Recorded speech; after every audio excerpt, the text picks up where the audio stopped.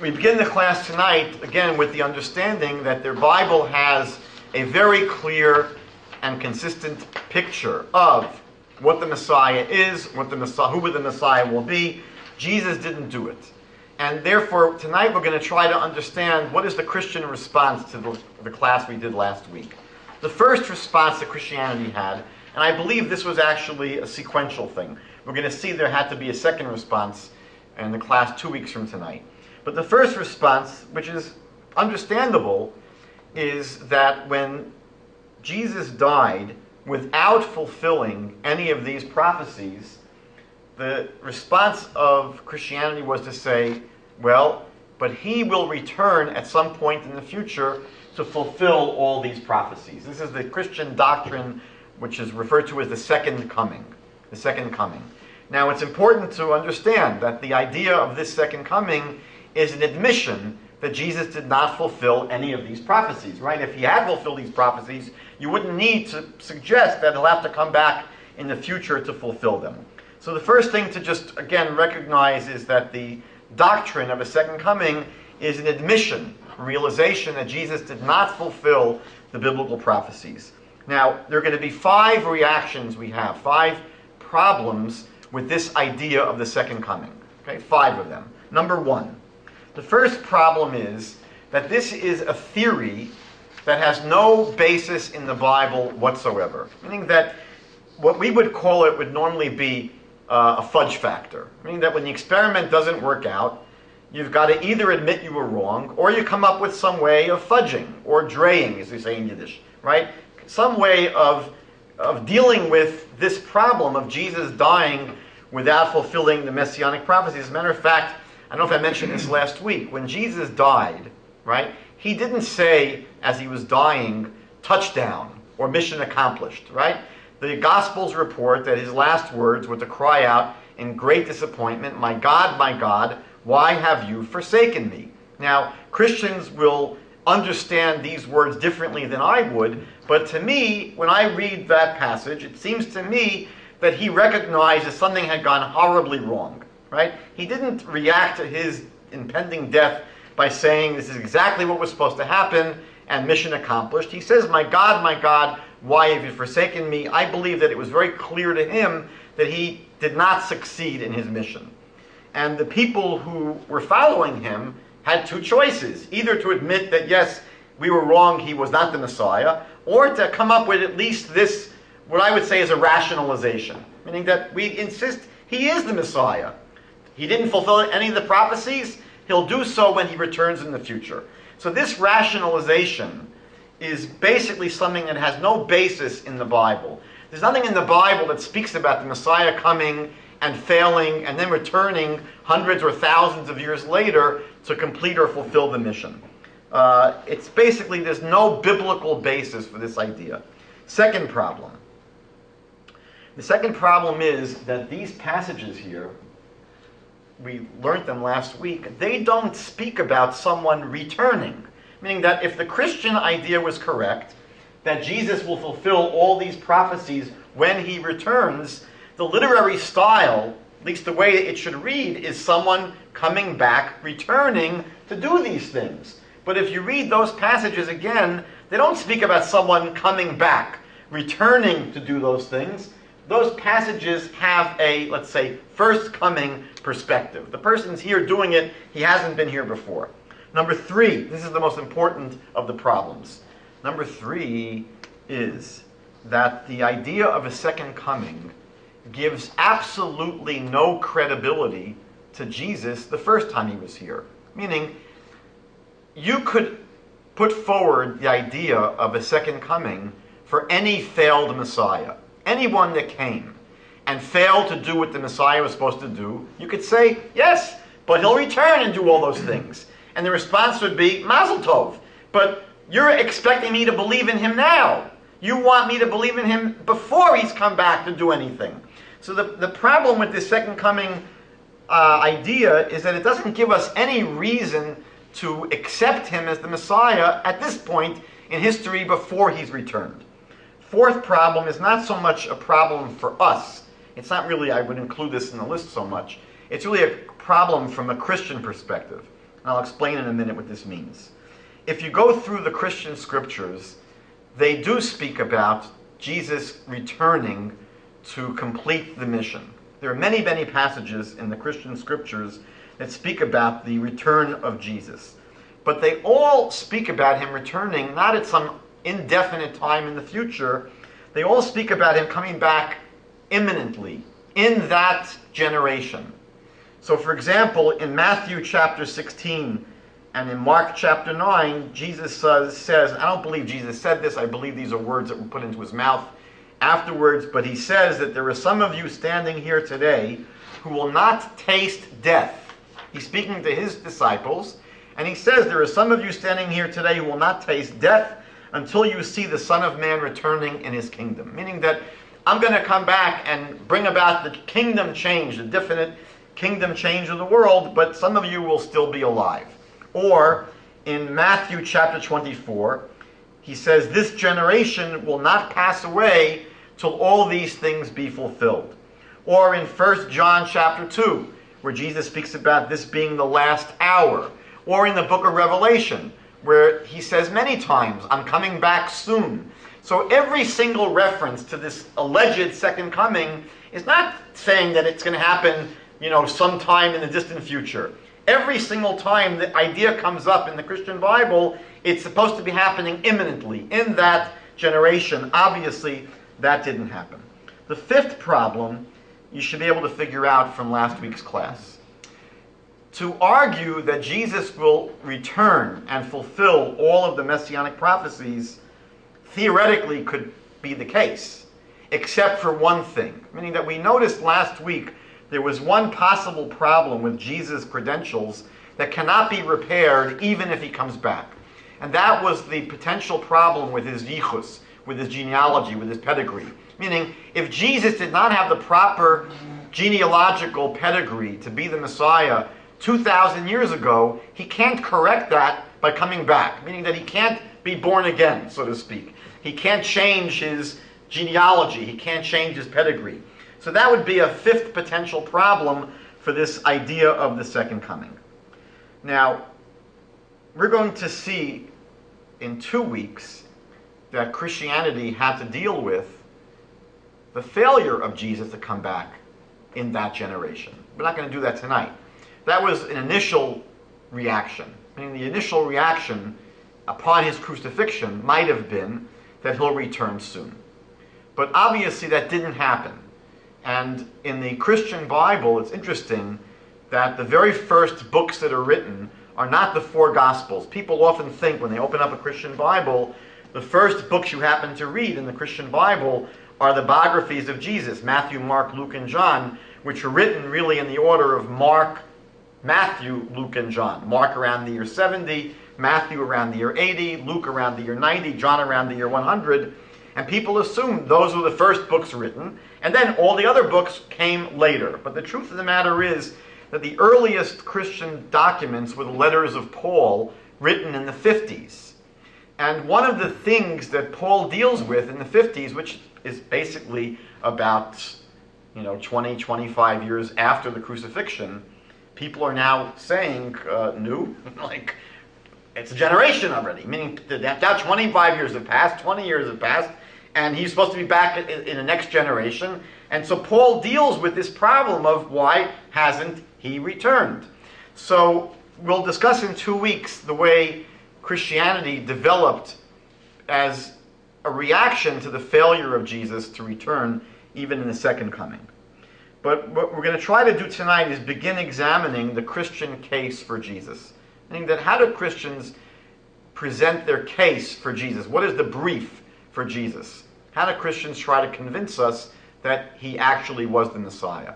So one of the things that is very evident when you read the Christian Bible, all four Gospels focus on this, is the appeal to miracles that Jesus did. It's the appeal to the miracles that Jesus did. Every year, practically, I think for the past 9 or 10 years, I've given a lecture at one of the Christian seminaries here in Toronto to a group of students that are studying world religions. And they have me come in to do the unit on Judaism for the world religions class. And every year they have a long question-answer session. And usually one of the first questions they ask me is, so why don't you Jews believe that Jesus was the Messiah? So what I do is I go through this presentation, I show them the concept of the Messiah in the Bible and the fact that Jesus didn't fulfill it. And usually they have the same response to me, meaning I've showed them we have this vision of what the Bible speaks about, and it was not accomplished by Jesus. And usually the response is, yes, but what about all the miracles that he did? That's usually one of the first responses. That becomes the argument on behalf of Jesus, right? That he did all these miracles, and therefore, ... he must be the Messiah. I'll share with you how I respond to these students, and then I'll share with you what I don't say to them. What I usually ask them, I always say, look, Jews always answer a question with a question, right?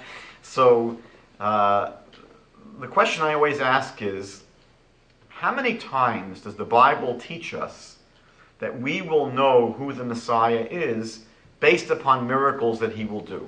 I think that, again, we discussed last week the importance of definitions, and you really can't know anything in the world unless you have definitions. So does the Bible ever lay out definitionally that, yes, we will be able to know who the Messiah is because he's going to be someone that comes and does pretty cool miracles? So I asked the students, how many times did the Bible say that? How many times did the Bible say we will know who the Messiah is based upon the miracles he will do? And the answer, and they know the answer, is never. The Bible never says that's going to be a way of knowing who the Messiah is. But then I asked them a follow-up question, because it's important to understand, why does the Bible not say miracles will help verify who the Messiah is? So I asked them, why doesn't the Bible say that miracles will verify that someone is the Messiah? And here they don't usually have an answer so quickly. But I show them that in the Bible we see that there are many people that are not such good people that are able to do miracles. For example, in the 7th and 8th chapters in the book of Exodus, you have it on your first sheet here, we see that Moses did miracles in Egypt, right? Moses did many miracles in Egypt, and Pharaoh's magicians were able to replicate some of those miracles. So the fact that his magicians, Pharaoh's magicians, could replicate the miracles doesn't mean that they're sent by God necessarily in a positive way, right? That it doesn't mean they're good people because they can do miracles. There's actually a more important passage in the Jewish Bible. In the 13th chapter of the book of Deuteronomy, God even warns us. God says that there are going to be people who will be false prophets, and God says they will be able to perform incredible supernatural miracles. So God is not just, bringing it up as a possibility. God actually says it's going to happen. There are going to be people who will have the ability to do incredible supernatural miracles, and they're false prophets. You're not supposed to listen to them. So the obvious question would be, well, if they're false prophets, why would God give them the ability to perform supernatural miracles? Why would God allow them to do such miracles? So the Bible itself says, right? Why would God give them that ability? So the Bible says because God's going to be testing us to see whether we're going to follow him or these prophets that can do fancy magic tricks. But we see in the Jewish Bible that the ability to do miracles is not necessarily prove you're a good guy. And I showed the Christian seminary students that their Bible says the same thing. In Matthew chapter 24, verse 24, you have it on your sheets here, it says that false messiahs will have the ability to do incredible supernatural miracles and mislead many people, even the elect. Now, it doesn't require a PhD in philosophy to figure out that if a false messiah can do a miracle can never prove someone is the real Messiah.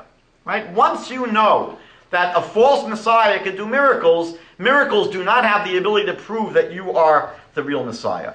That's the way I usually approach this question for these seminary students. I accept the possibility that Jesus did miracles. I don't dispute that. But I say even if he did miracles, it doesn't prove anything. Right? It doesn't prove anything. Now, what I'll share with you is what I don't deal with these people, because I don't want to irritate them unnecessarily. What I would say, probably as a preface to that, would be, I don't necessarily have any good reasons to believe that Jesus did the miracles the Christian Bible claims that he performed. Right? They wouldn't bother me if he did them, but I don't have any real solid reasons to necessarily believe that he did these miracles.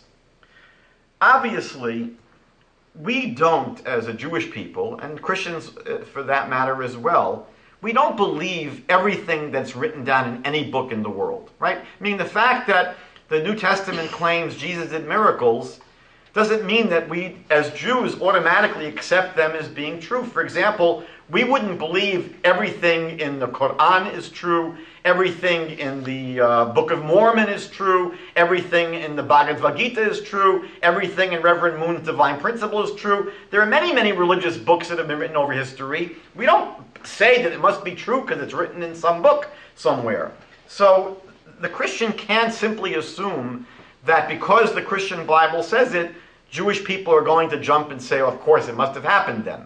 Now, what I want to do is spend a few minutes analyzing the credibility of the Christian Bible. Meaning that why is it that we may not necessarily accept the stories in there uncritically? Why is that the case?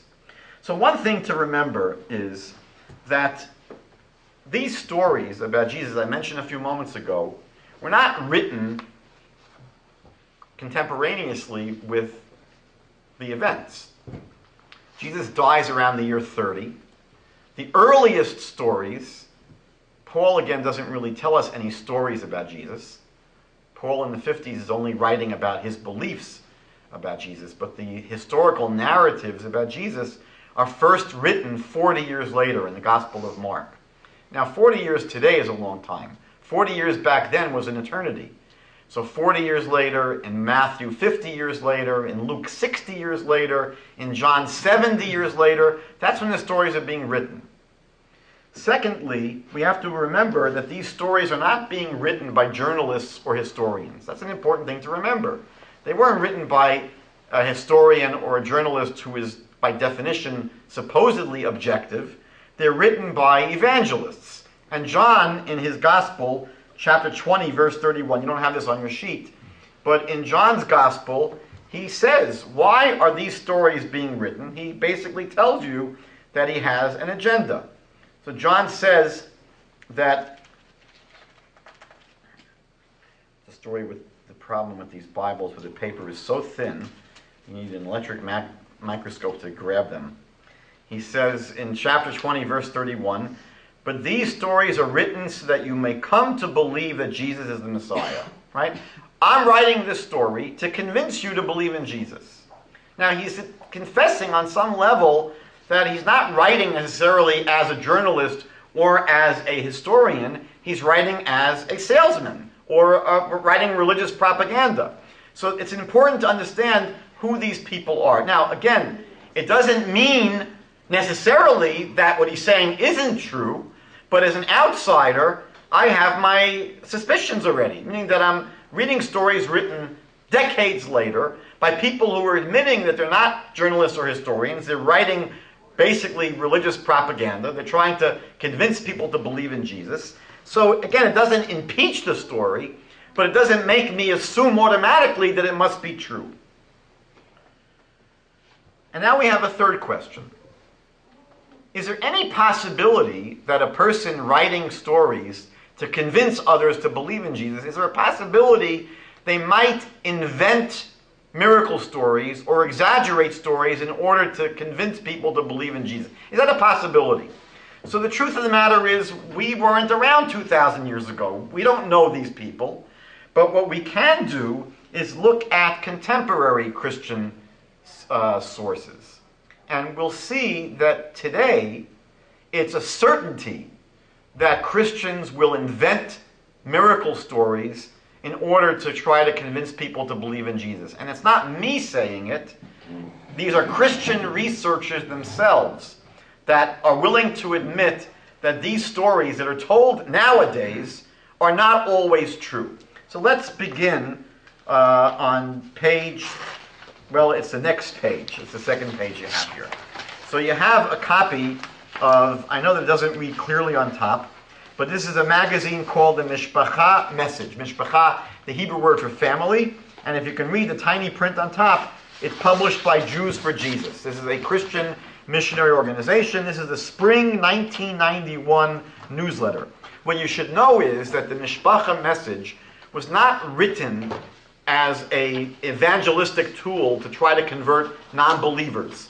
This was an in-house publication for the supporters, people that are part of Jews for Jesus, the people that send them money and their supporters. So this is basically an in-house publication for Christians. And let me read with you this page. In preparing for this issue of the Mishpacha message, we invited you all to send in accounts of any miraculous healings that have taken place in your lives. Now again, you have to appreciate they're not sending this out to 25, 30 people, right? There are thousands of people that are belonging to Jews for Jesus. So they asked people, send in any accounts of miraculous healings that took place in your life. We also asked that independent verification be provided for these healings.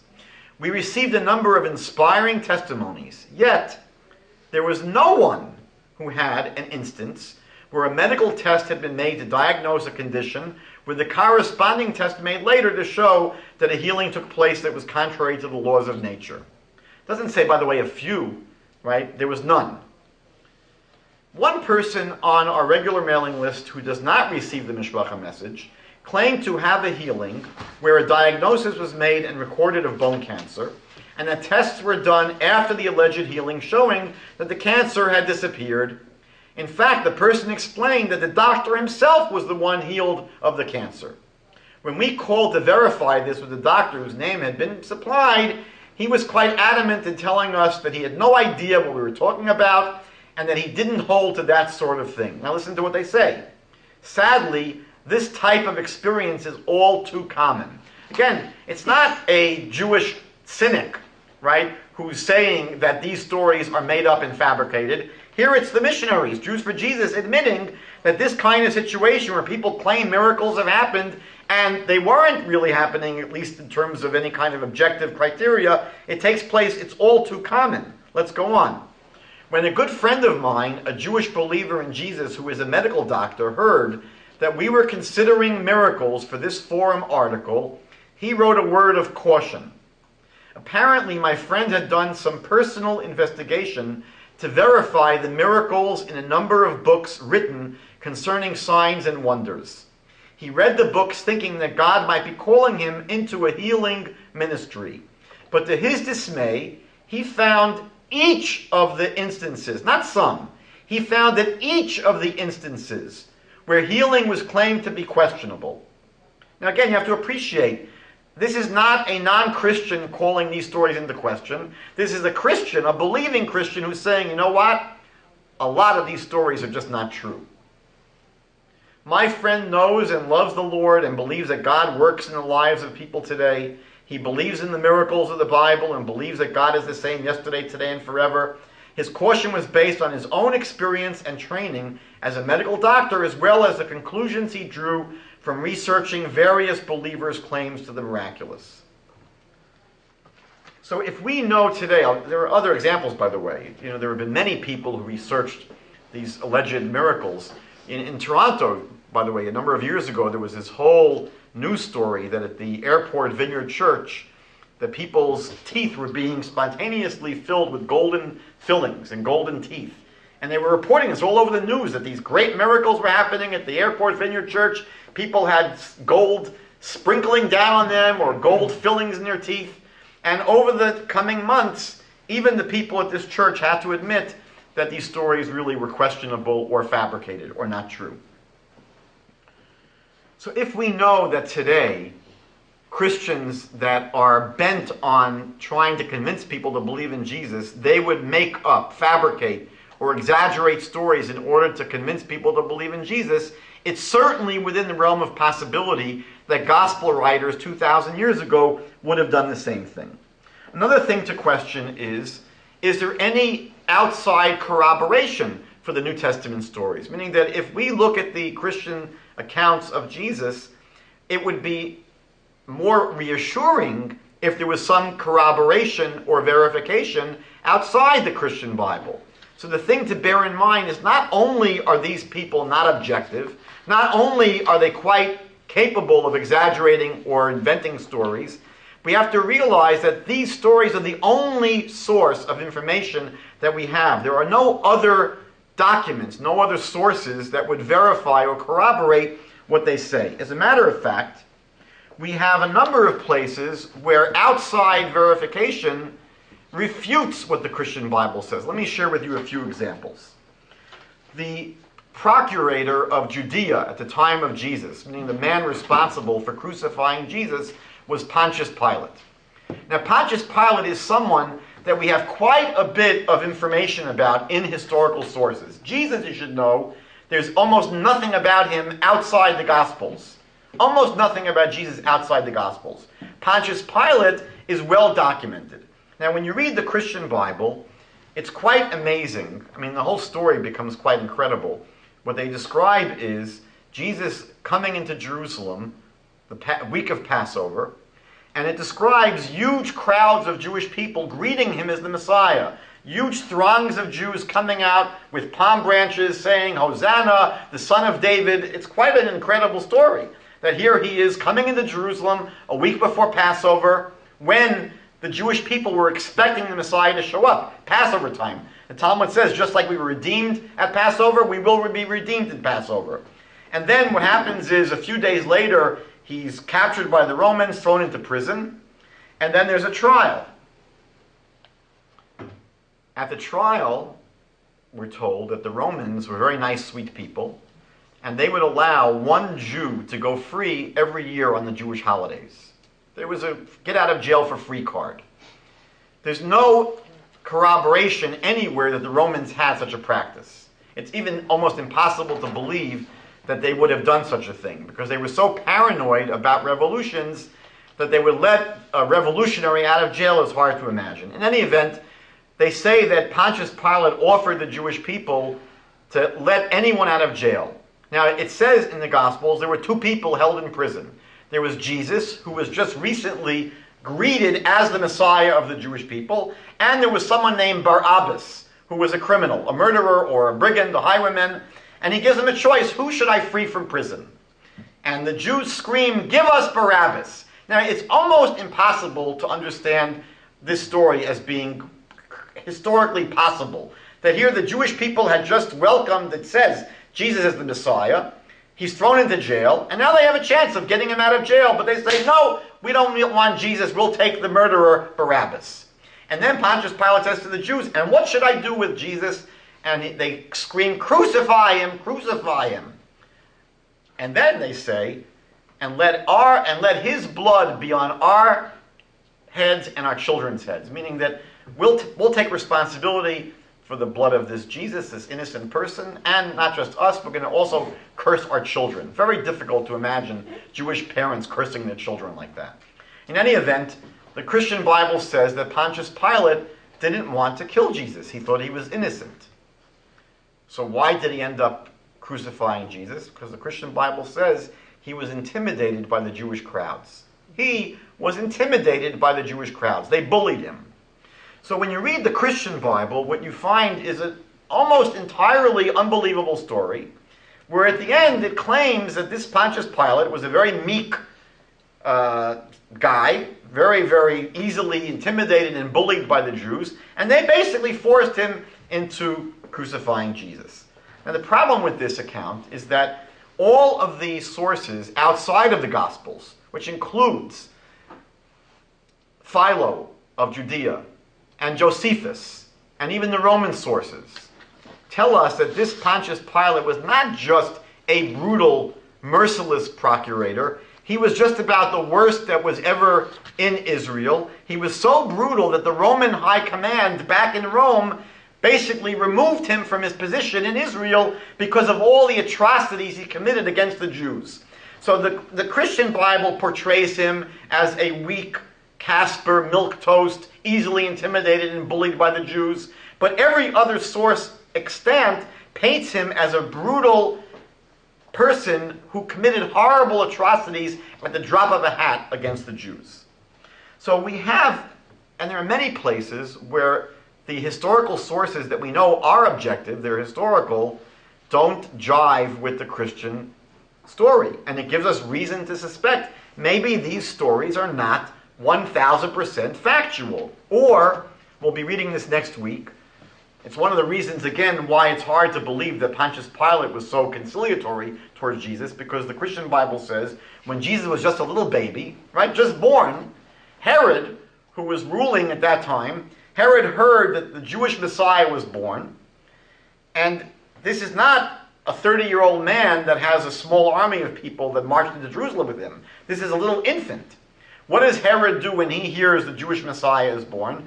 The Christian Bible claims that he sent a small army, a small bunch of soldiers, to Bethlehem, and in order to make sure that they get rid of this little kid Jesus, the Christian Bible claims, at least in the book of Matthew, that Herod's soldiers killed every Jewish baby boy in Bethlehem and in all the surrounding cities under the age of 2 to make sure that this little kid is no longer going to be alive.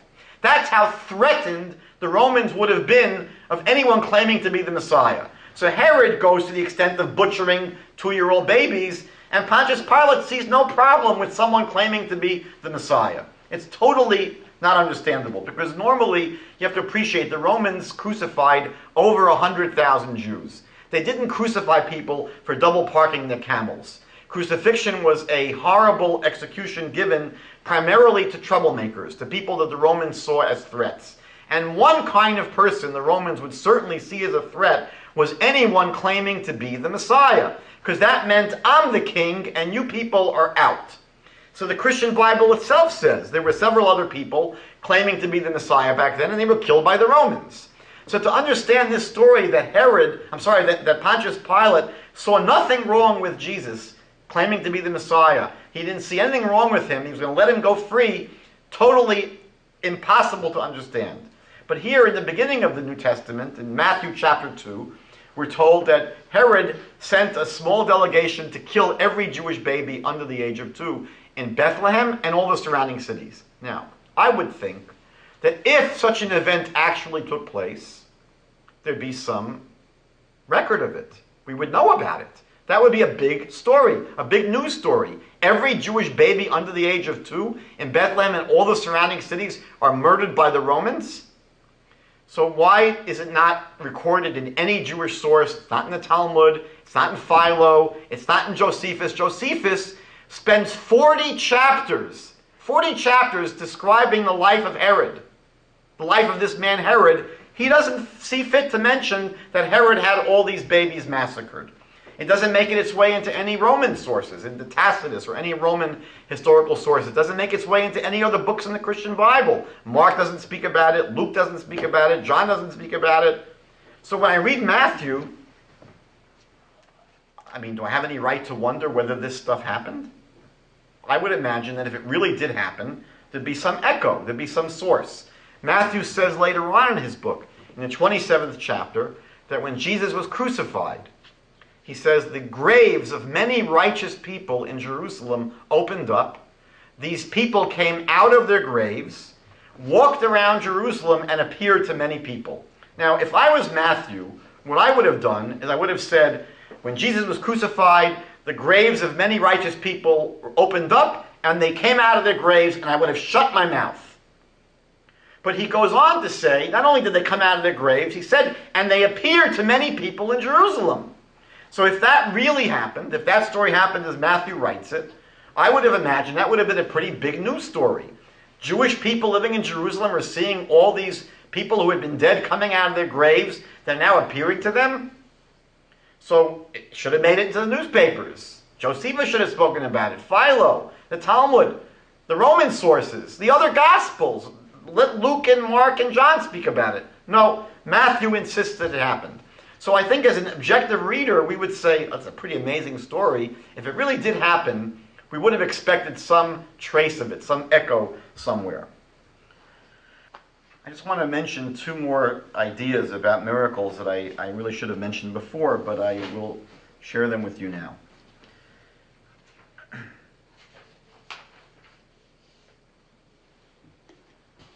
It's important to appreciate that the Christian Bible isn't the only place where it's claimed that miracles take place.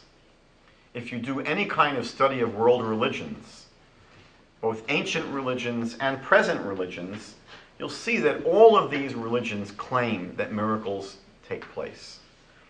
If you speak to Mormons today, every Mormon has their testimony, which includes miracles that took place in their life. There was a video that went around a few years ago on the internet of the Hindu elephant god Ganesh. I think it's pronounced Ganesh or Ganesh. And it was quite amazing. This elephant god, this statue, all over the world, there was slurping up milk that was put in front of it. It was quite amazing. And if you go to the Sai Baba cult in India, Sai Baba, they claim many miracles happened through him. And basically, every religion in the world is able to claim miracles happen. So, Jews, we have plenty of miracles. Go through the Talmud. There are many miracle workers among the Jews. So if every religion in the world has miracles, it's very clear that miracles can never prove which religion is true, right? If every religion has miracles, miracles simply cannot prove which religion is true. Miracles can only prove one thing. Miracles can prove one thing only. Miracles can prove there's a God that runs the world. There's a God in the world. They don't tell you which religion is true, if all religions have miracles. I'll share with you two personal stories and then we'll go on. I was working in Philadelphia many years ago, and I met a university student, a young Jewish university student who converted to Christianity. We began discussing his story, and I asked him, how did he get involved with Christianity? And he told me that he had all these experiences in the church he went to. He would have these miracles happen to him. A young Jewish university student who converted to Christianity, and he was telling me that he converted because he had these miraculous experiences in the church. And I asked him to share with me some of the experiences. He told me that his back hurted, and he went into the services, and at the end of the services, his back felt better. He gave me a number of stories like this. And I asked him, do you believe that miracles prove that a religion is true? I asked him that. Do you believe that miracles prove a religion is true? And he said, of course, that's why I became a Christian, because I saw all these miracles in church. So I asked him, if you believe miracles prove that a religion is true, I asked him, how do you account then for the miracles that I've seen? I asked him, how do you explain the miracles that I've seen? Now he told me, again, you have to appreciate fairly low-level miracles. His back felt better. He told me once he was driving in a car, he hadn't heard a song in a long time, and turned on the radio and that song came on. And then one night he told me that he was in his friend's house, there was no food to eat, and they opened up one cabinet and there was his favorite food. I mean, they were just cute stories, but he said to me, you had miracles? I said, yes, I've had miracles. So he asked me to share my miracles. I told him two, and I've had many more than that. One miracle I shared with him was that in 1977, I was driving to a wedding in Detroit, and in Pennsylvania, my car went over a cliff. The car went over a cliff, flipped over about 10 times. The car was squashed completely flat, and I walked out without a scratch, basically. So I told him I think that was a pretty cool miracle. I told him when I was studying in yeshiva in Israel in 1980, my roommate's cousin was diagnosed with terminal brain cancer. The whole school prayed for his cousin, and he recovered completely. I told him that I've seen many miracles like this. So I said to him, if a miracle proves a religion's true, how do you account for the miracles that I've seen? Because you've told me that you became a Christian because of the miracles you've seen. And you believe that a miracle proves a religion's true. So he said to me, you don't understand. He said, all those miracles that you saw, they were done by the devil to confuse you. Everything that you experienced was done by Satan to confuse you. Why? He said, because Satan basically wants you to go to hell. How is Satan going to get you to go to hell? By keeping you away from Jesus. Because again, the only person that can go to heaven is someone who believes in Jesus. So the devil wants to get you to go to hell by keeping you away from Jesus. And the best way for the devil to keep you away from Jesus is to do all these miracles that will make you a stronger Jew. And the stronger a Jew you are, the less likely it is you're going to come to Jesus and you're going to go to hell. So I said to him, okay, so you believe then, you believe that the devil runs around the world doing miracles to confuse people. He said, absolutely. So I said, fine. So how do you know that the miracles that you saw were not done by the devil to confuse you? His brain tilted for a second. You could see he was confused because, again, what's real? right? He was convinced that the devil runs around the world doing miracles to confuse people. Mazel tov. Second story, and this actually happens quite frequently. I was at a very, very large missionary conference. I spent time discussing things with a missionary, a Jewish person that converted to Christianity. And I asked him to share his story. He told me he grew up in a very traditional Jewish home. He didn't have much of an education, but very traditional. And he had Christian friends that were basically pestering him to accept Jesus. And they were praying for him, and they were giving him literature to read, and inviting him to their Bible studies. And he told me, getting drawn to Jesus. But he said, but I'm a Jew. And he was very confused. Should I believe in Jesus? Should I not believe in Jesus? He told me he was tortured. He was going back and forth. He didn't know what to do. So he said to me, one day I decided it's enough torture. I'm tired of being torn back and forth. He cried out to God. He said, God, show me what to do. Should I believe in Jesus? Should I not believe in Jesus? He says to me, at that moment, a lightning bolt entered his room. The lightning bolt chased him around the room.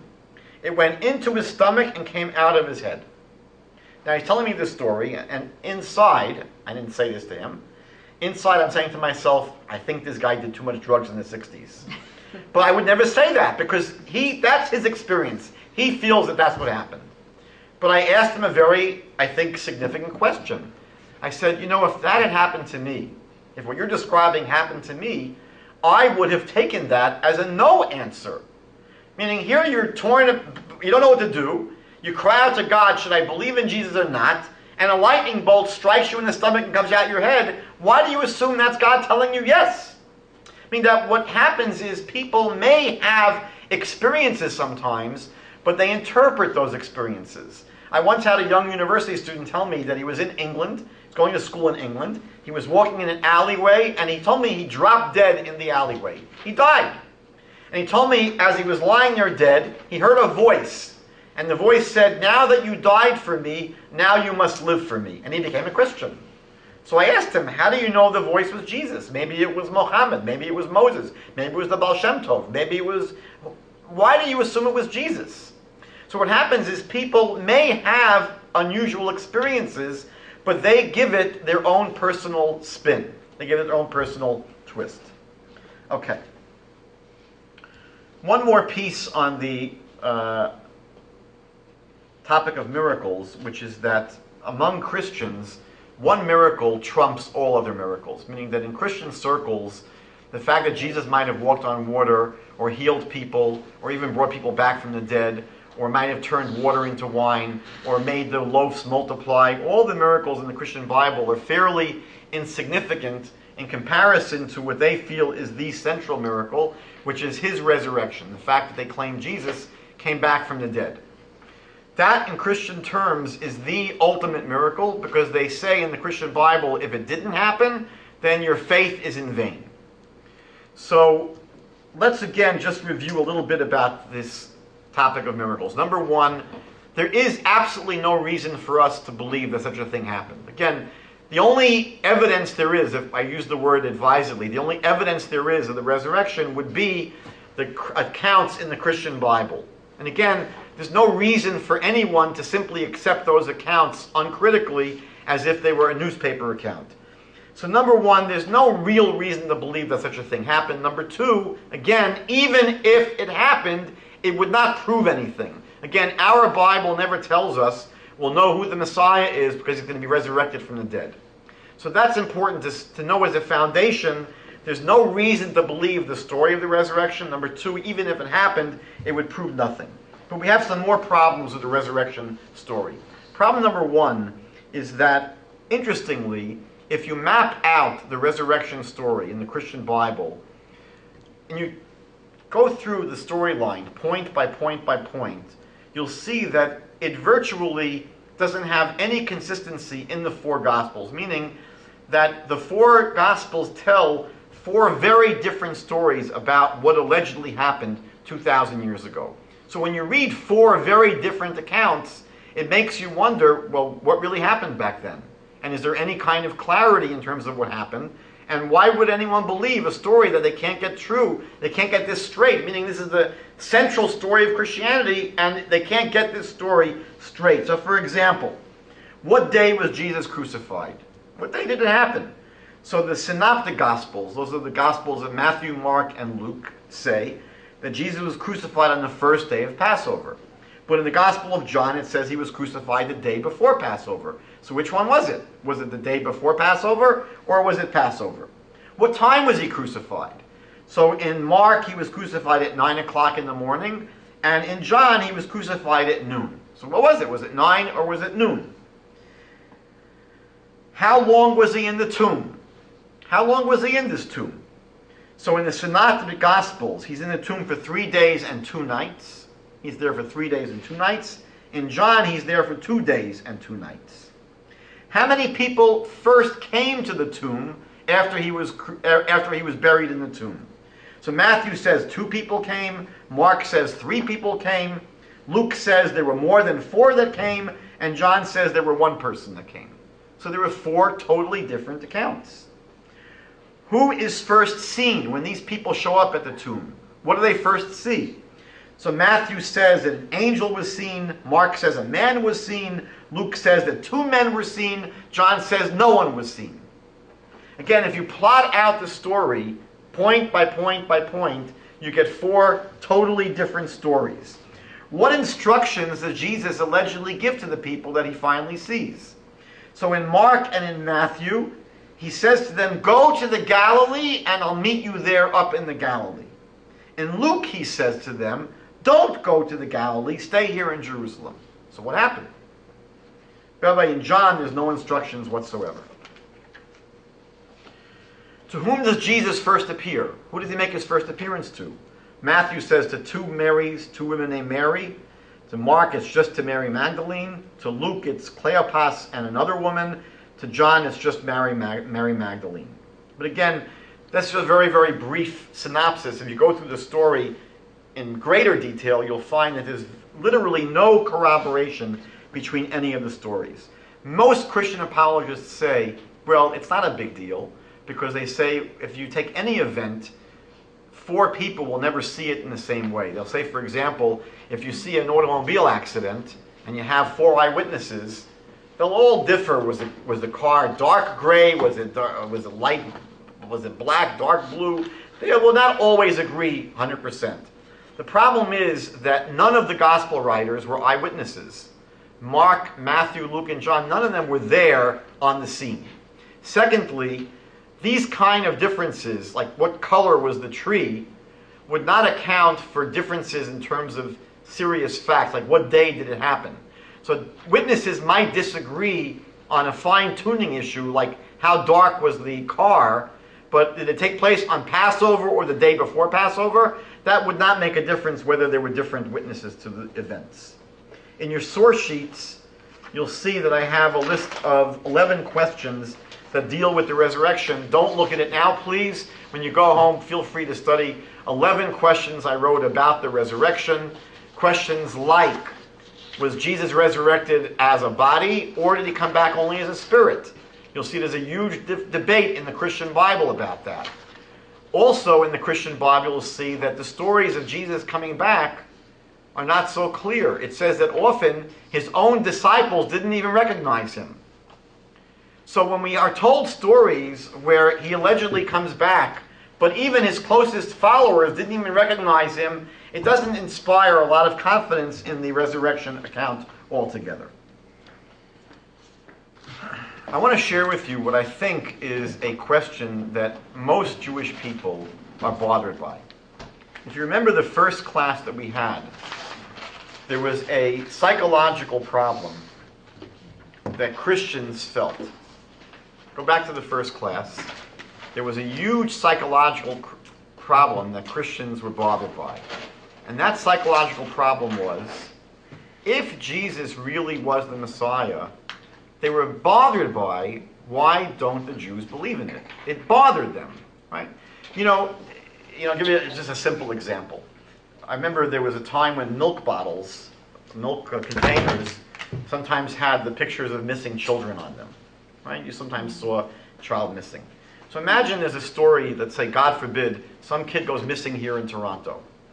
And, they put his face up on the side of the milk container, and the milk cartons go all over the country. And after a year and a half, the family in Toronto receives a phone call from a family in Winnipeg. And they say, we saw your kid's likeness on the side of a milk container, and we think we know where he is. We think that he's being, there's a family down the street here that has your child. So obviously the family from Toronto immediately flies out to Winnipeg, and they arrange to try and see this little child. And the parents meet this little child, and they say, oh, it's not our kid. And the people in Winnipeg say, no, we're pretty sure it's your kid. Right? Look, can't you see how similar they look? And the parents say, trust us. Right? It's not our kid. Right? So this person in Winnipeg who was hoping to get a big reward, right, is going to be bothered now because they were assuming that this is the child that's missing. But you have the parents themselves saying, no, it's not our child. Right? When the parents tell you it's not the child, that's a pretty big problem. Right? It's a pretty big problem if you want to collect on the reward.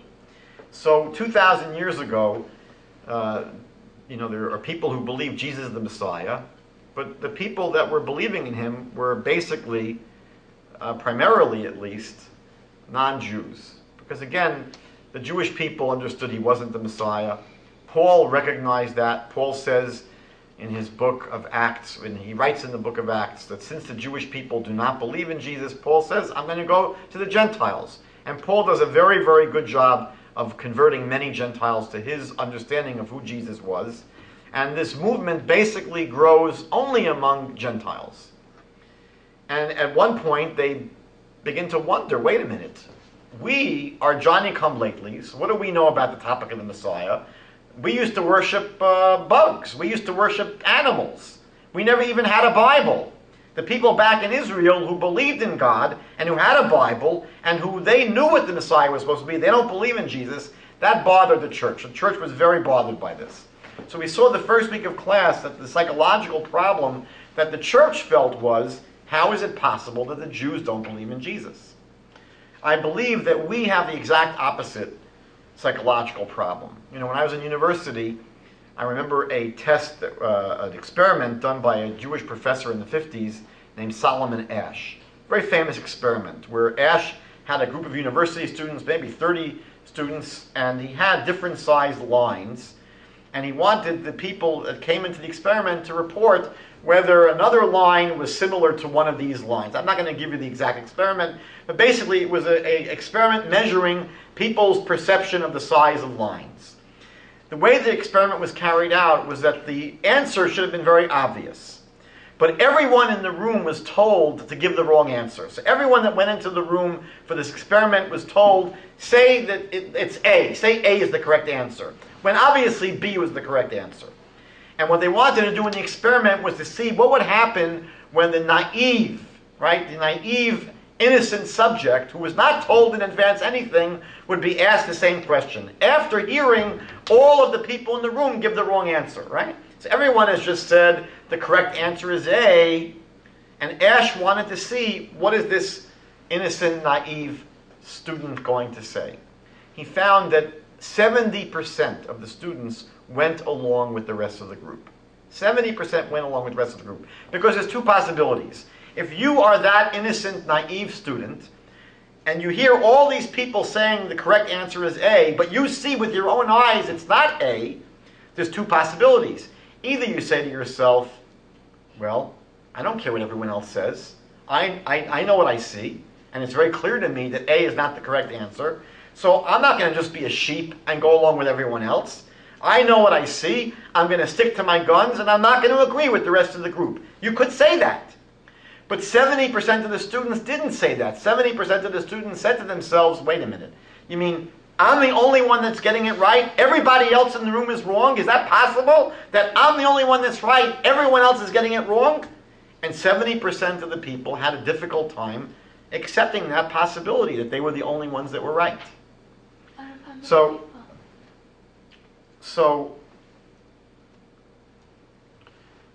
the Asch experiment teaches us that when you're a minority, if you're a small group, a small number of people, a minority, it's very difficult to stick up for your beliefs in spite of what the majority says. If the whole room says, all the other 30 students are saying that A is the correct answer, you're going to have a very difficult time ignoring them. Even though with your own eyes you see they're wrong, you're going to say to yourself, maybe I'm wrong. You're going to question yourself. Here we live in a world where there are 2.2 billion Christians that believe in Jesus. 2.2 billion Christians believe in Jesus. 1.5 billion Muslims that also believe in Jesus. Right? So the whole world basically believes in Jesus. And the Jews, 13 million of us, have to basically say, I don't care if the whole world believes in it. We know they're wrong. And I believe psychologically it's very difficult for Jewish people to maintain that kind of strength. I believe that psychologically what bothers us is the opposite of what bothers the Christians. The Christians are bothered by how is it possible that the Jews didn't believe in Jesus, and Jews, I believe, are bothered how is it possible that so many people believe in him, especially when it's so clear to us they're wrong. Meaning that to us, we who understand what the Messiah is supposed to be, we who understand exactly what the Messiah is supposed to do, we who have a very clear definition and template and criteria for the Messiah, who see that it wasn't Jesus, we wonder how in the world is it possible for so many people to believe he's the Messiah? And I think that psychologically it bothers us. We have a difficult time with it. And I think that it makes many of us question ourselves. You mean we're right and the rest of the world is wrong? Is that possible? Yes. That we're right and everyone else is wrong? Of course it's possible. I think I mentioned the first week of class that I once had a minister who said to me, you Jews have a lot of chutzpahs. Right? You Jews have a lot of chutzpah. I said, why do you think we have so much chutzpah? He said, because you Jews believe you're right and the rest of the world is wrong. So I said, let's do an experiment. Let's go back in history 2,000 years to the day before Jesus. I asked this Christian minister, to the day before Jesus, you had Jews who believed in one God that created the whole world, and everybody else were pagans. The rest of the world 2,000 years ago were pagans who worshipped sticks and bugs and trees and animals and the stars and the sun and the moon. I asked the Christian minister, who was right, the Jews or the rest of the world? He said, obviously the Jews are right and the rest of the world was wrong. So I said, so why do you think it's so strange to say that the Jews are right and the rest of the world is wrong? That's exactly what you're saying to me now. That's the way it was 2,000 years ago. Why would you think anything's changed? So what I'd like to do in the next few minutes is just think through with you this question. How is it possible for Christians to have gotten this wrong? So what I'm going to do is share with you several historical stories, and I think these historical stories will bring some clarity to the question about Christianity. Let's go back to the year 1648. In 1648, the Jews had just gone through a horrible massacre by a Cossack named Bogdan Khmelnytsky. He butchered over 100,000 Jews. And you had two things taking place in the world back then. Here you had an immense massacre of Jews, terrible, horrible persecution of Jews, plus you had many mystics back then, many mystics that predicted that in the year 1648 the Messiah would come. Well, guess what happens in the year 1648? Shabtai Tzvi, a very great Jewish scholar, claims that he is the Jewish Messiah.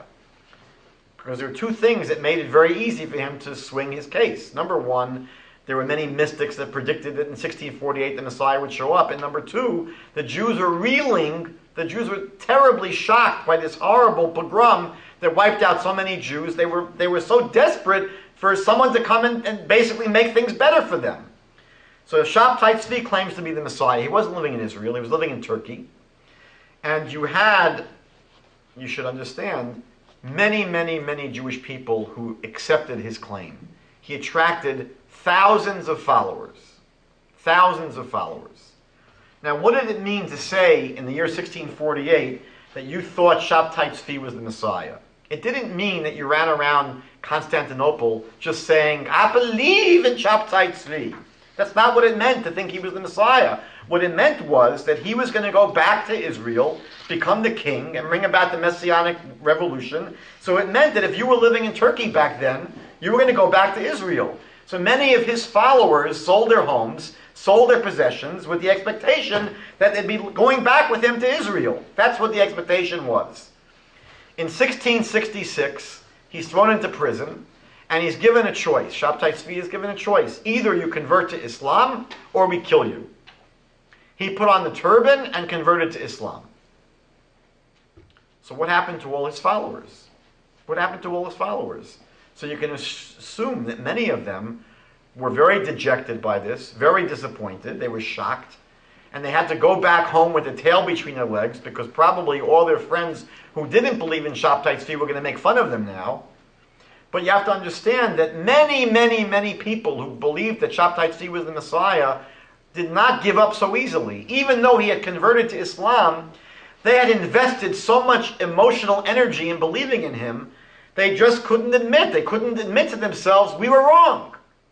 So what many of them believed was that the one in jail was not the real Shabtai Tzvi. Many of them believed that the person in jail was a double, and that the real Shabtai Tzvi went up to heaven, and he was going to come back soon to bring them all to Israel. That's what many of them believed.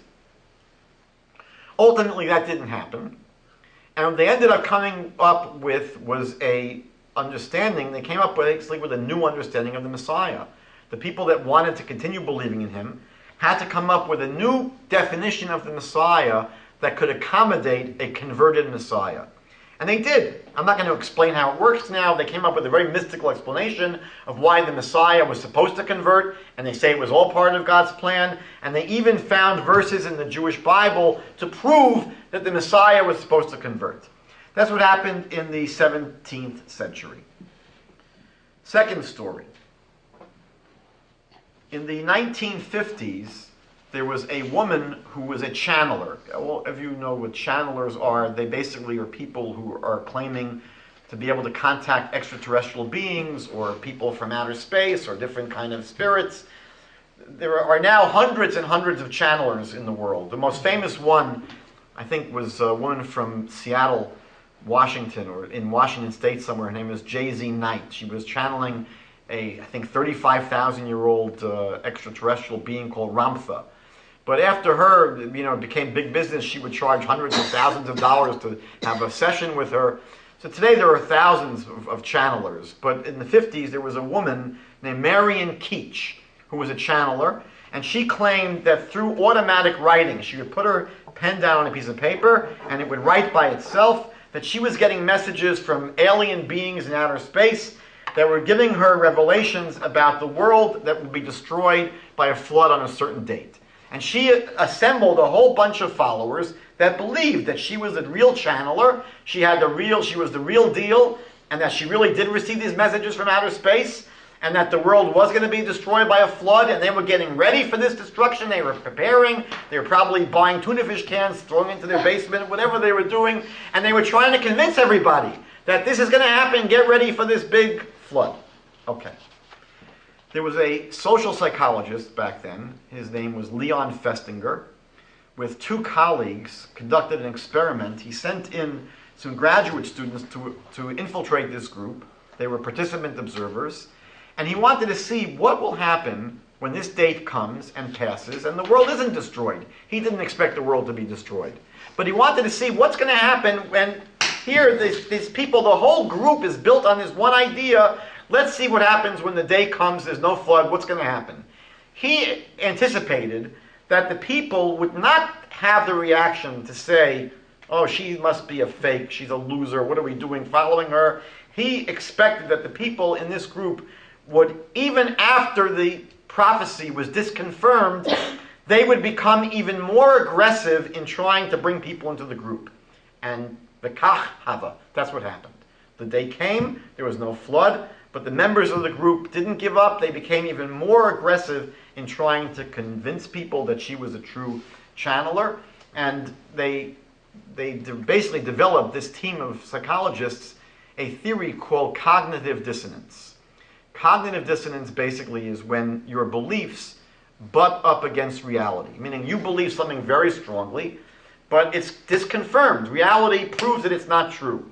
And his theory basically said that when people have invested a lot of emotional energy in believing something, they're not going to give up those beliefs even when it's proven, in fact, that the belief is not true. They will somehow come up with some way of fudging and maybe coming up with a way of reinterpreting their beliefs to allow them to persist in the belief. One more story. This is more close to us in time.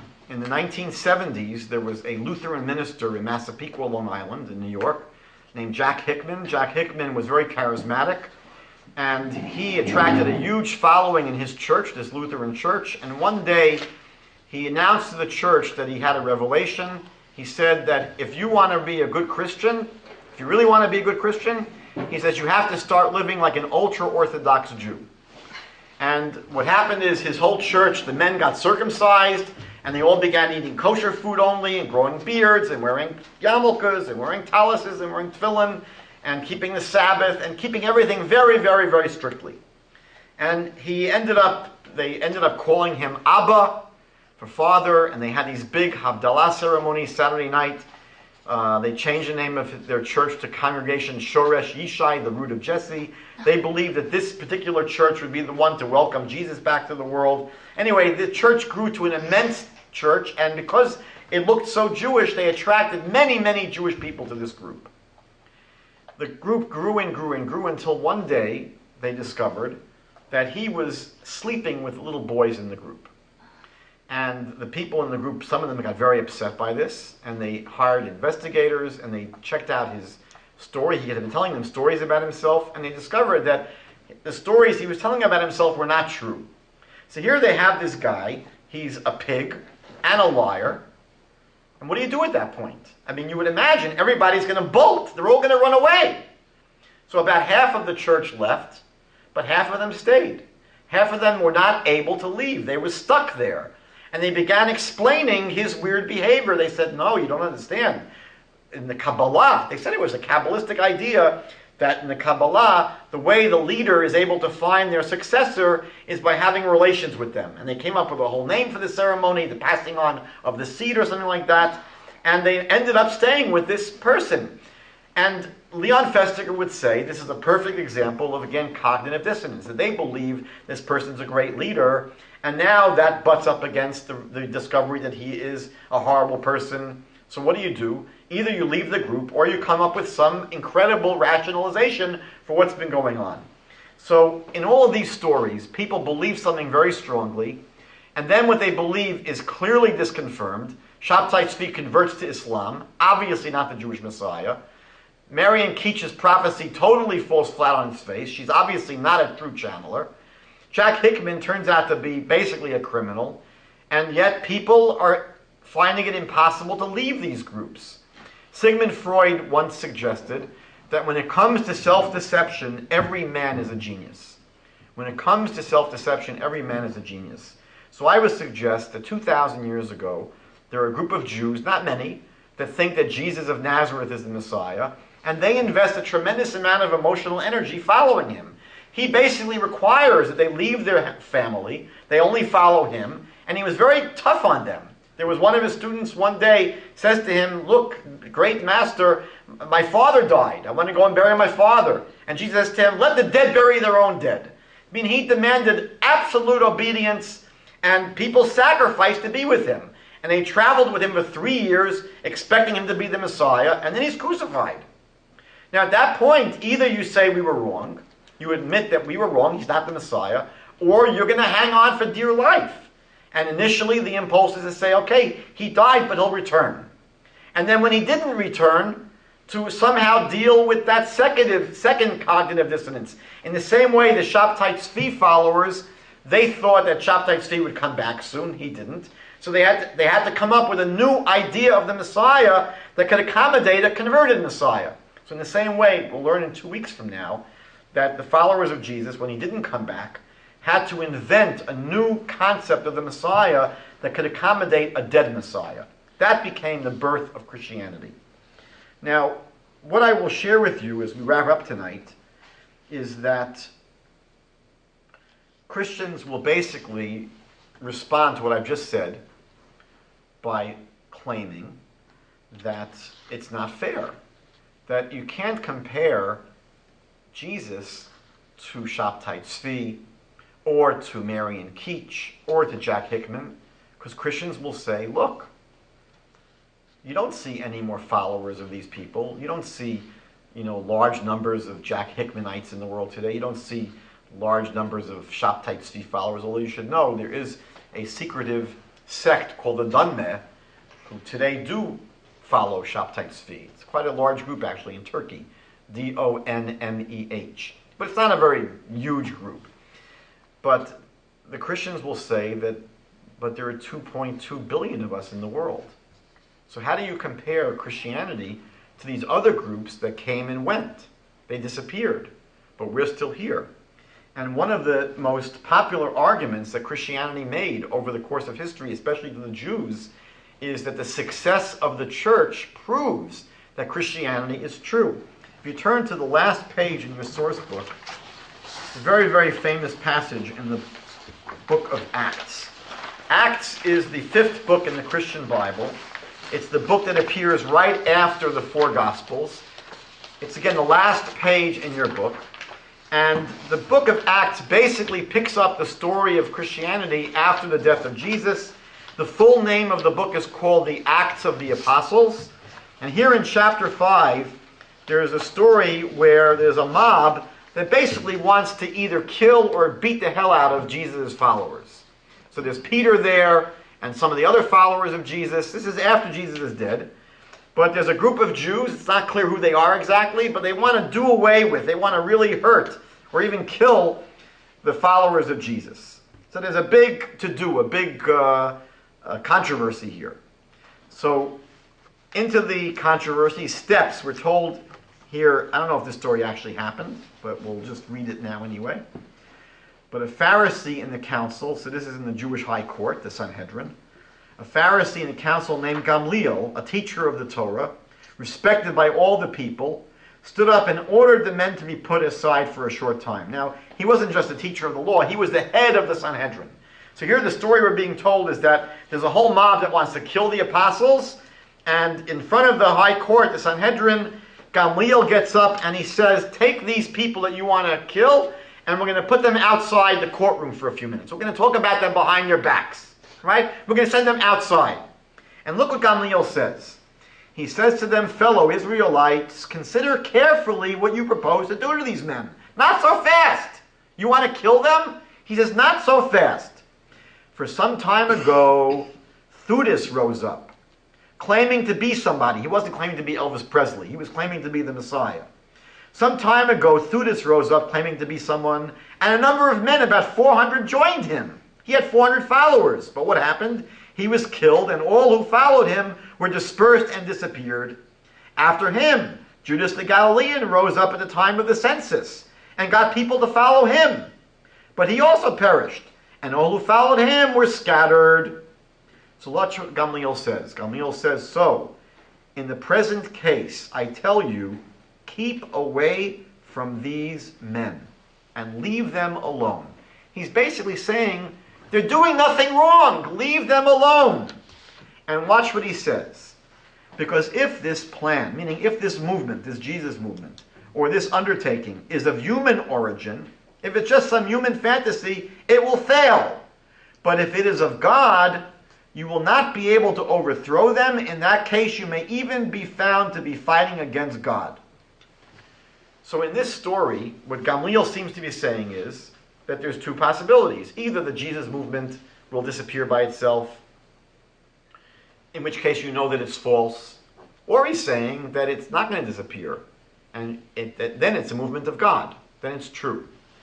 So for 2,000 years, the Christians have basically been holding this up and saying to us, look, your own rabbi has proven here that Christianity is true. Because we're still here. Not just we're still here, we're the dominant religion in the world. Right? Christianity, if you think about it, Christianity began with 12 Jewish people. That's how the whole thing started, 12 Jewish guys. They ended up converting basically North America and South America and Europe. China and many of the Eastern countries becoming increasingly Christian today. Christianity is a huge, huge world religion. And it's been dominant in the world for many, many hundreds of years. So the church has been saying to us, so we must be right? Because your own teacher, your own rabbi said that if we're right, if Christianity is true, it's not going to go away. It's going to grow and grow and grow. And it won't disappear. And we're still here, they tell us. And this is the argument that the church used during the Middle Ages, during many of the disputations in the Middle Ages when the churches compelled us to debate them or to listen to their sermons in our synagogues. They would say, look, you Jews are degraded, you're persecuted, you're so small, you're a wretched people, and the church is dominant, the church is triumphant. We must be right, you must be wrong. That's the reaction that the church would have to my suggestion tonight, that Christianity is just like all these other groups that experience cognitive dissonance. They would say, please don't compare us to Shabtai Tzvi. He's gone, but we're still here.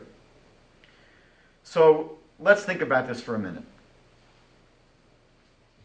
Number one, no Christian in the world really believes that a religion that grows and spreads proves that it's true. There's not one Christian in the world that really believes that. Because if that was the case, Islam would be true, Hinduism would be true, and Judaism would be true. We've lasted much longer than Christianity, at least Hinduism and Judaism. So the idea that a religion can be proven to be true if it lasts for a long time is obviously fallacious. And no Christian would accept that premise. As a matter of fact, the prophet Zechariah says that idolatry will last, idolatry will exist until the end of time, until the Messiah finally comes. The prophet Zechariah says it's on that day that God's name will be one and he will be one. But until that time happens, God's not going to be one in the world. There's going to be competing religions. So, first of all, we have to appreciate that Christians, if you call their bluff, will not really accept this as an argument for the truth of Christianity. Secondly, if we think about it for a minute, this might require a little bit of a thinking cap to be put on. But what did Gamliel say about these people? He said, they're doing nothing wrong. He said, put them outside, right? We're going to talk about them behind their back. But he says they're doing nothing wrong, and we should take a wait-and-see attitude. That's what he says. He says, look, there were other cases where people thought they were the Messiah, and look what happened to them. They disappeared. So he basically says, they're doing nothing wrong. Let's take a wait-and-see attitude, and we'll see what happens to them. Now, again, think about this for a second. When today's Christian holds up this story and tries to impress us and says to us, you see, we're still here, what today's Christian does is to read himself or herself back into the story. Today's Christian thinks that Peter, in this story, was a Southern Baptist, pork-eating Trinitarian. That's what today's Christian assumes. That the people standing in front of Gamliel were just like today's Southern Baptists or today's Pentecostal Christians. If that was the case, if Peter didn't keep the Sabbath, if Peter ate pork, if Peter worshipped Jesus as part of the Trinity, Gamliel would never have said, leave them alone and doing nothing wrong. He would have said they deserve to be executed for idolatry. I mean, what you see from this story, and actually from reading the rest of the Christian Bible, is that the followers of Jesus did not abandon Judaism. The followers of Jesus were Torah observant. And they didn't violate the Sabbath. And they didn't stop keeping kosher. And they didn't believe Jesus was God and worship him as God. They were simply Jews who thought he was the Messiah. Had they worshipped him as God, Gamliel would never have been so conciliatory. He would never have said, they're doing nothing wrong, leave them alone. They believe Jesus is God and they're worshiping him, that's idolatry. It's capital crime. So what you see from this story is that the initial followers of Jesus, the Jewish followers of Jesus, were basically Torah-observant Jews. They had one weird thing about them. They thought Jesus was the Messiah. He died, they thought he's going to come back. But that's not impossible in Judaism. Judaism believes in the resurrection of the dead. So they had a weird idea. It was weird, but it wasn't heretical. But what happened to that group? Think about it. What happened to those Torah-observant Jews who just thought Jesus was the Messiah? What happened was that within about 150 years, they disappeared. Because in the year 70, Jerusalem is destroyed. Many of Jesus' Jewish followers are killed when Jerusalem is destroyed. And the rest of them are scattered. and they basically disappear from the face of history. After approximately the year 200 or so, you don't find any Torah-observant Jews who simply thought that Jesus was the Messiah. The movement became 100% Gentiles who worshiped Jesus as God and did not keep the Torah anymore. It became basically a product of Paul's outreach to non-Jews, and it was a completely different movement than the Jesus movement back in Israel. So when Gamliel says, if this movement is of God, you can't stop it, but is if not of God, it will fall apart, that's exactly what happened. It fell apart.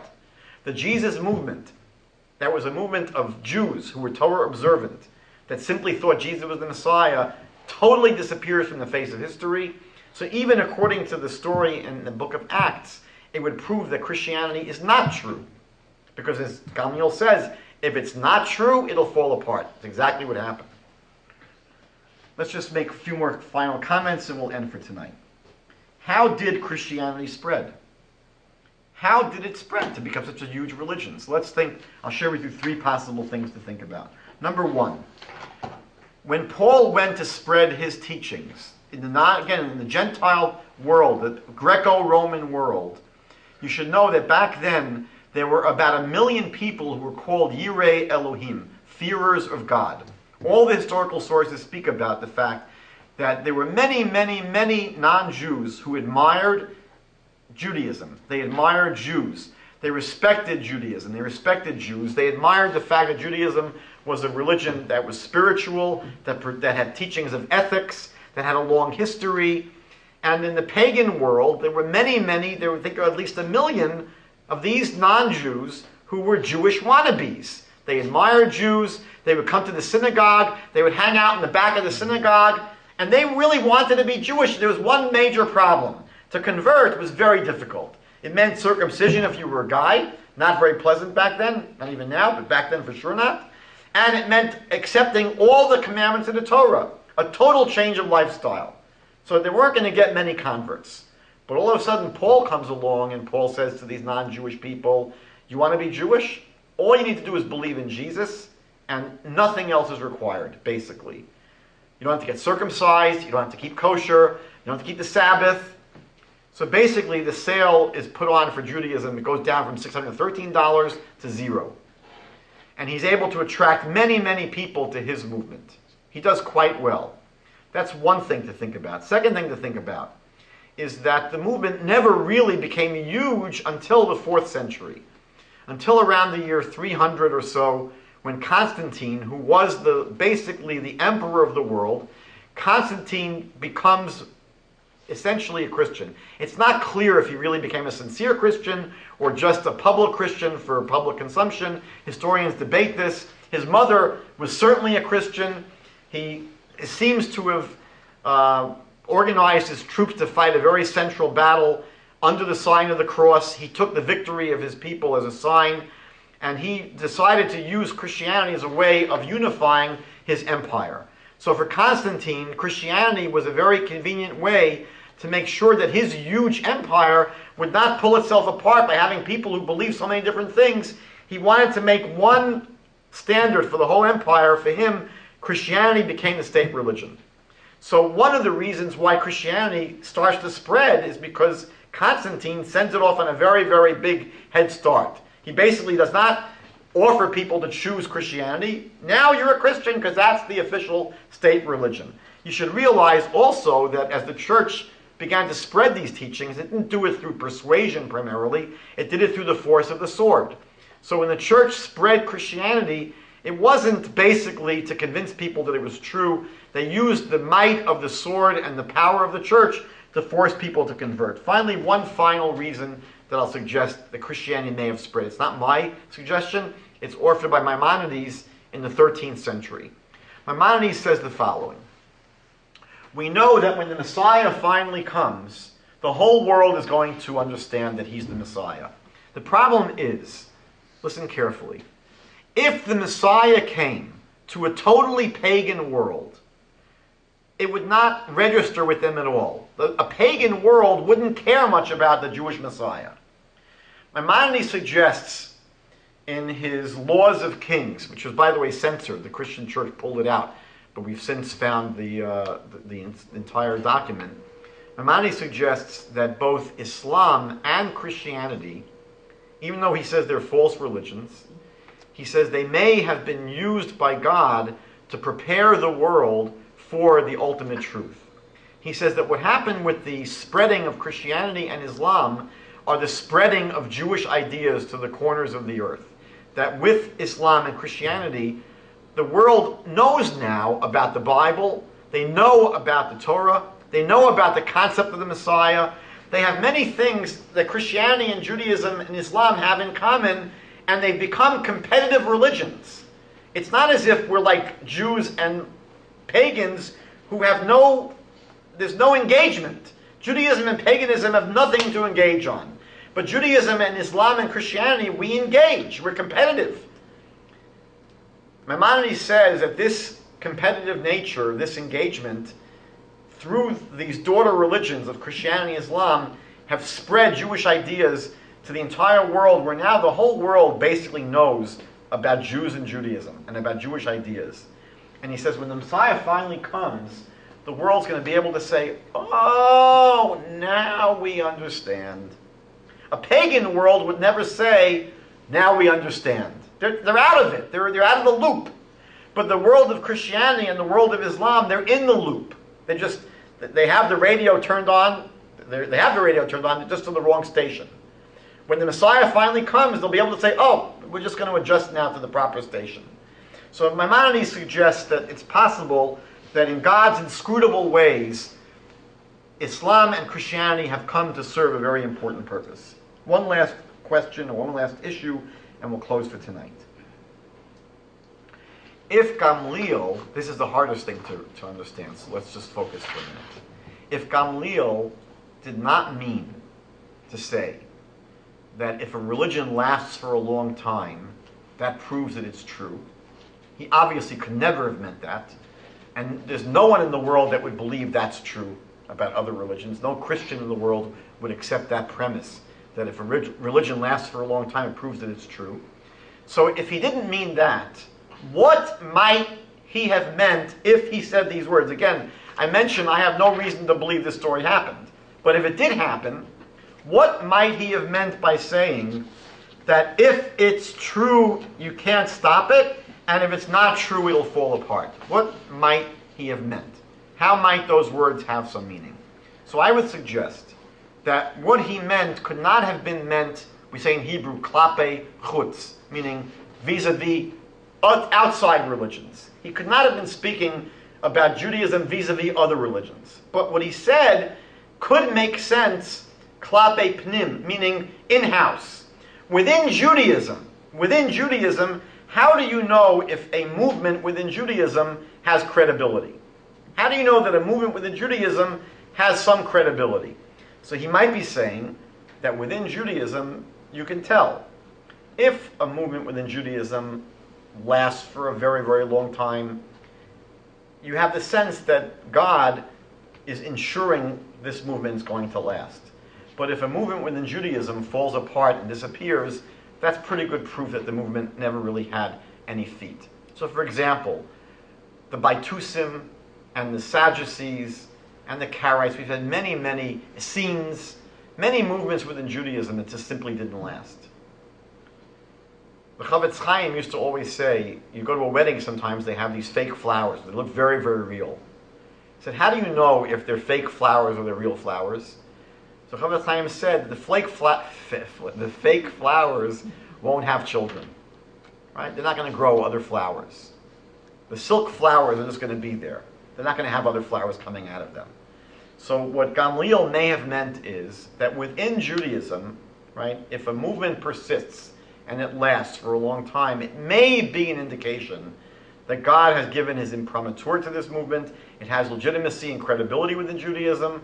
And the opposite would be that a movement that has no legitimacy within Judaism, it's not going to last. It's going to disappear. That might be a possible way of reading Gamliel.